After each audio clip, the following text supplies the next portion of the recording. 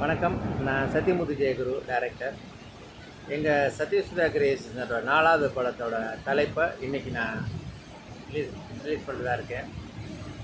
எங்களோட தலைப்பு பெரும்பாலும் தமிழில் தான் இருக்கும், பாட்டுகளும் தமிழ் தான் இருக்கும். நிறையா ஒரு முதல் படத்தில் கீழக்காடு, அடுத்த படம் மற்றவன் ஒருத்தரோட படம், அப்புறம் ஆன்மீக அழைப்பு. 3 படத்துலேயும் பாட்டு எல்லாம் தமிழ் பாட்டு தான் இருக்குது. ஆங்கிலம் அவ்வளோவா கலந்து இருக்காது. இன்றைக்கி தமிழ் சொல்கிறவங்க கூட அந்த தமிழ் படத்தை சப்போர்ட் பண்ணலை, என்னன்னு தெரில. இதில் நடித்த வாய்ப்பு கொடுத்த 100-200 பேர் இருக்காங்க. அவங்க கூட பெருசாக ஷேர் பண்ணலை. கதாநாயகி கூட அதுக்கு ப்ரொமோஷனுக்கு வரல.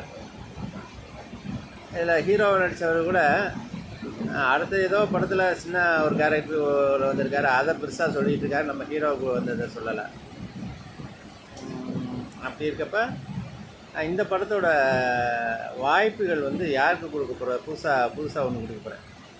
இதில் வசனங்கள் இருக்குல்ல, வசனங்களை சில கேரக்டரோட வசனங்கள், முக்கியமான வசனங்கள் மட்டும் நான் நடித்து கொடுப்பேன். அதை அவங்க நடித்து அவங்களோட இன்ஸ்டாகிராம் பேஜில் போட்டுட்டு எவ்வளோ ரீல்ஸ் போகுது, எவ்வளோ லைக்ஸ் போகுது, எவ்வளோ வியூஸ் போகுது அப்படின்னு பார்த்துட்டு அதில் கூடுதலாக போகிறவங்களுக்கு வாய்ப்பு கொடுக்கலான்னு இருக்கேன்.